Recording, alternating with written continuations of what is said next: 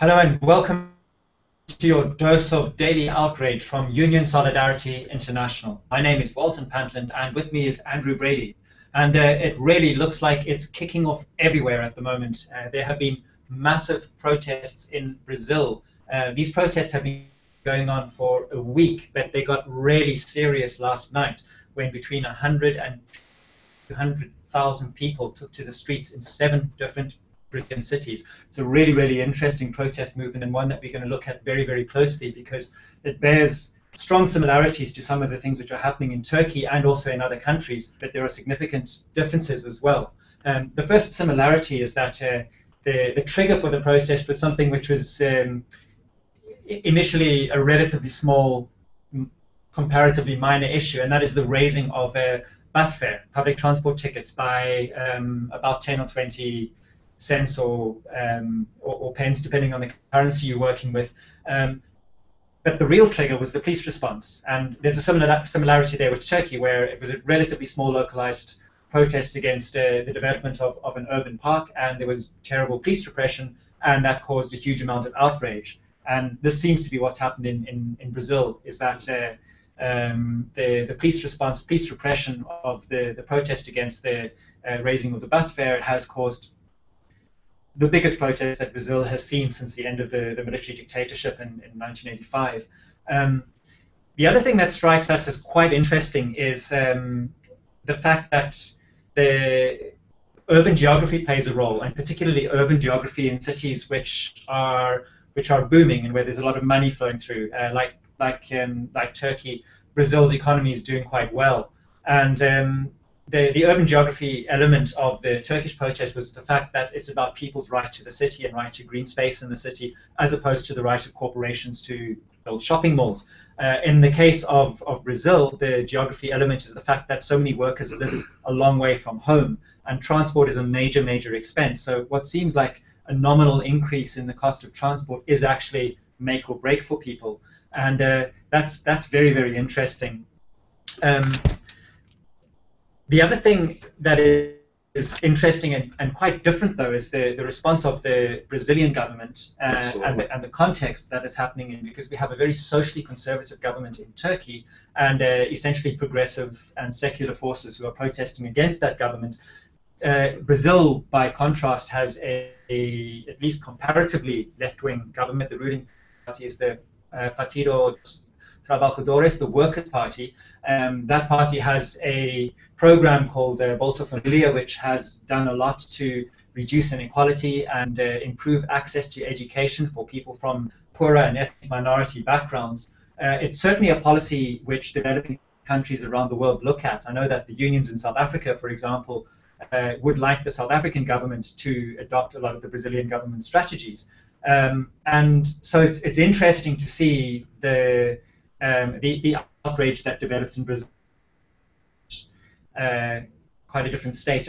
And I guess the thing that strikes me as common there is the police repression, the authoritarianism. And there's some suggestion that there is an authoritarian political culture in the Brazilian security services that goes back to the days of the dictatorship that was never actually fully dealt with and never fully got rid of. And it's that connection between that state authoritarianism and corporate and neoliberal interests, because obviously the big thing that's happening in Brazil at the moment is preparations for the next World Cup. And although the state is spending a lot of money, that money is being spent on World Cup projects.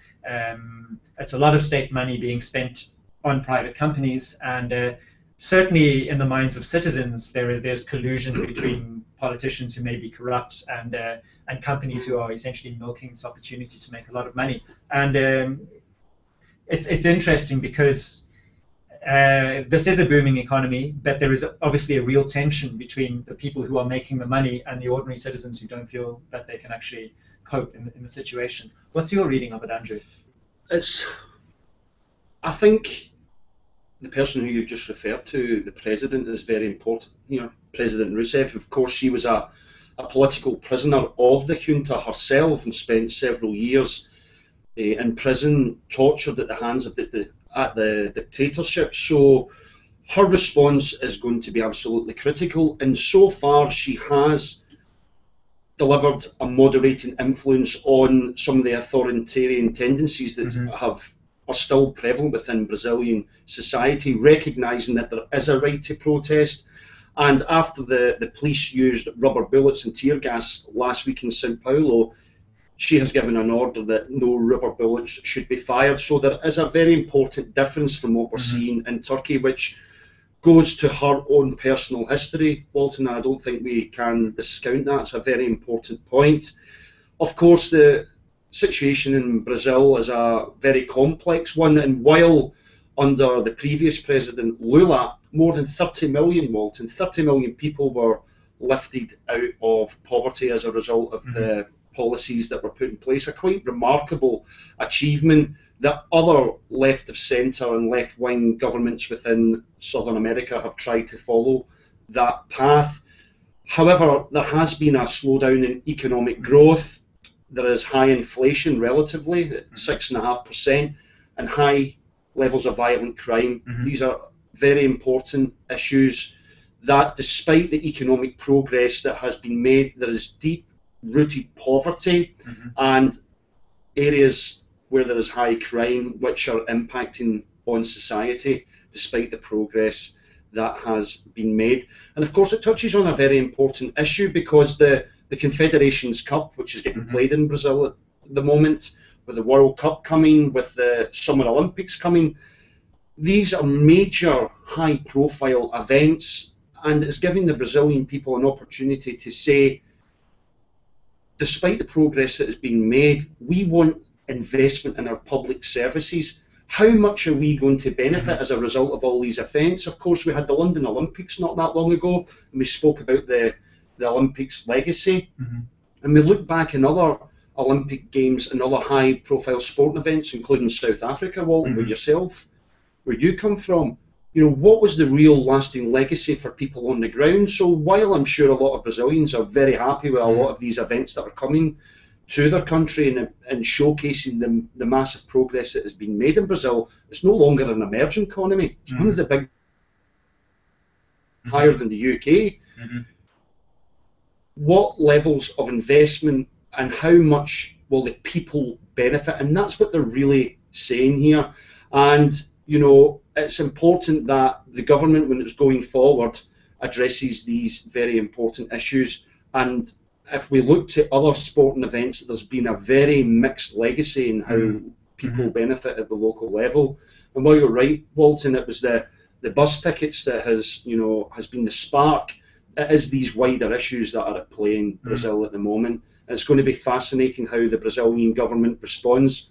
Thus far, it seems to have had a very moderating and responsible approach to the protests, in contrast with what is going on in Turkey, and that's very important. And I would really encourage you to check out the background of President Roussef, which is a very interesting one, and perhaps this different approach is illustrative of her own personal background. Absolutely. In fact, I think the correlation that you made between Brazil and South Africa is actually quite a good one, because South Africa is another country which has seen quite impressive economic growth that we saw with the Marikana massacre and a lot of the unrest there last year, that growth is certainly uneven, and that a lot of ordinary people don't feel like they're beneficiaries. And so what is superficially a good news story, what looks to the rest of the world like a democracy with a growing economy, that's not always the full picture. And I think that is what we're seeing in Brazil is that kind of complicated impact of tremendous social pressures and economic pressures on a dynamic and complex country. And one of the things about these protests, which seems to be interesting, is their cross-class nature. There are people on the protest from the favelas, but also unemployed graduates from the cities, and that is quite interesting in Brazil, and would be interesting in South Africa as well. That it seems to be quite a wide social base.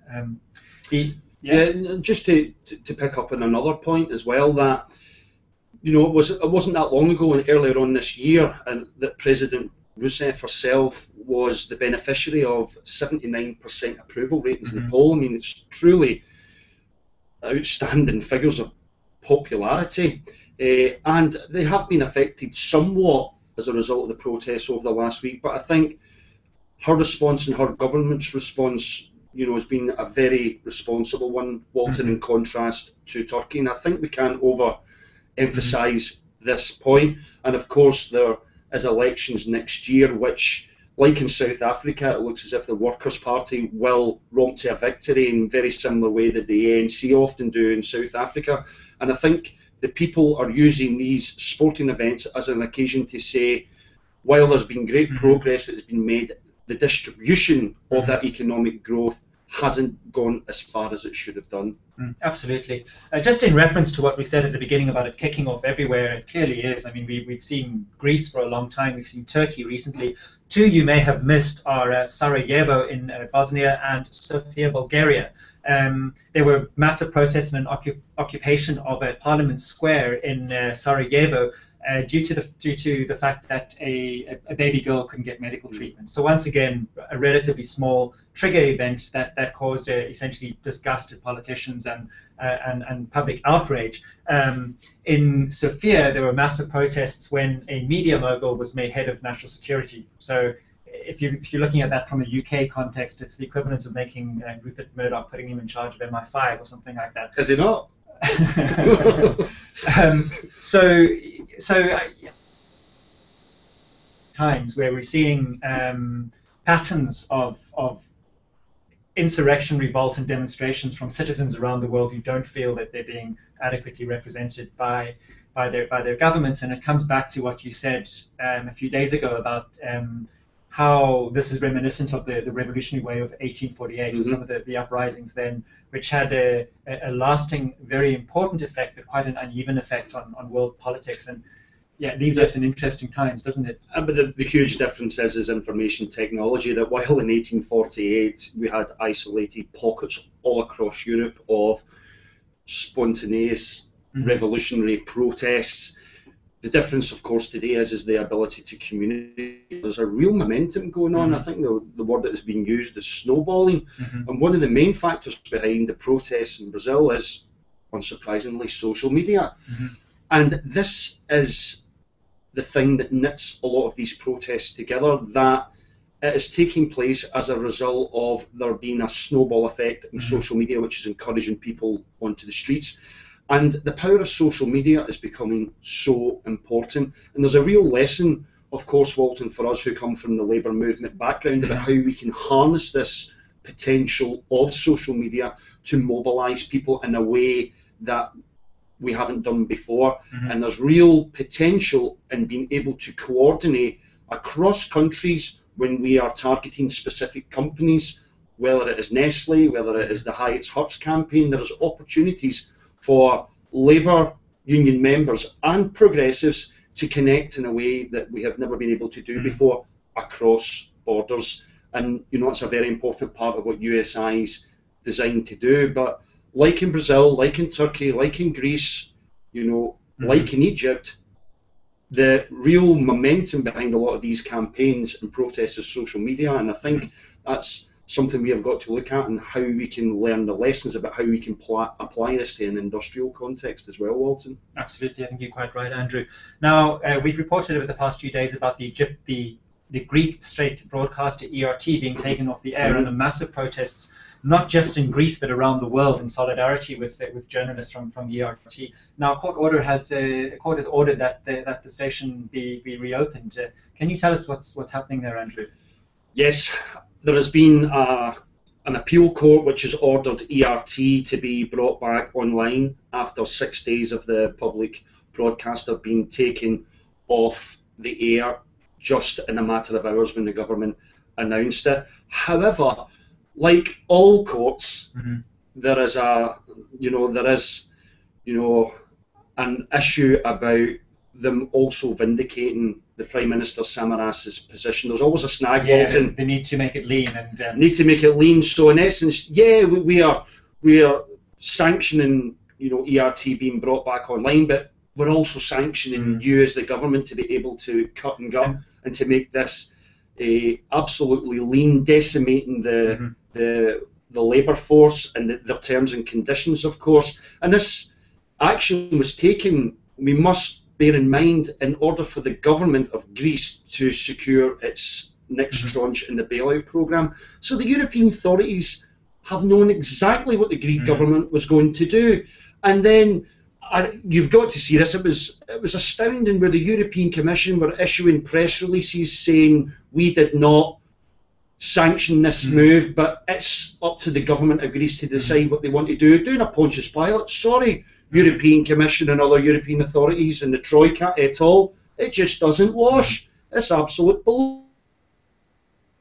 That the Greek government were going to take ERT offline, but what they weren't prepared for was an absolute backlash, not only against the Greek government, but against the European authorities who have been complicit in this. And I'm afraid Pontius Pilate doesn't work. And you're quite right. We've got another couple of issues that we would like to raise with our listeners and viewers, Walton, if you don't mind. One, if you look at our website right now, was an interview we had today with Charlie Donnelly of the National Union of Workers in Australia. A really fascinating conversation, Walton, where he spoke about the casualisation of the labour force in Australia and how his union is working with other unions across the world and global unions in the IUF to put pressure and to use leverage on companies such as Nestle, which we've referred to, and of course talking about the very topical events in Australia at the moment with the impending federal elections later on this year. So a really fascinating conversation with Charlie, which we would really encourage you to listen to when you get the opportunity.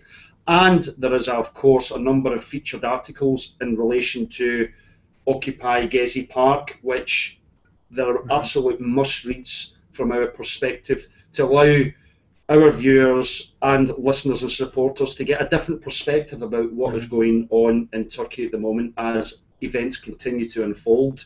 And the last thing I would refer everybody to is a conversation we're going to be having with Walter Sanchez of the CNM CUT in Brazil on Friday, where we'll be talking about a number of the pertinent issues that are affecting the labour movement in Brazil, and of course we will be touching on the issues which we spoke about earlier on in our daily edition of Outrage. A number of really important articles and conversations that are already featured on our streams, and more come this week. Once again, thank you for listening to or watching your dose of daily outrage from Union Solidarity International.